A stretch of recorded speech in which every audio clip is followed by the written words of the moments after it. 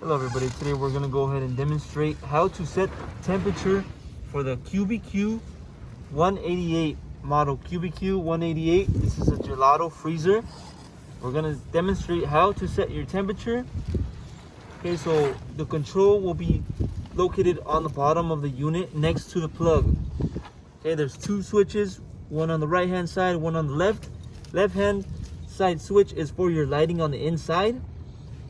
Okay, and the right hand switch is your set switch for the temperature. Simple.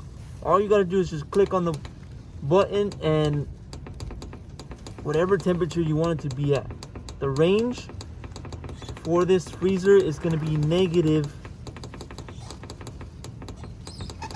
40 to 15. Okay, so it's simple. All you just do is gonna go ahead and click this button, whatever number or temperature range you want it to be at. Once you're done, let it sit just like that and it'll stay at that temperature. Okay, so that's how you set temperature for the QBQ-188 Gelato freezer.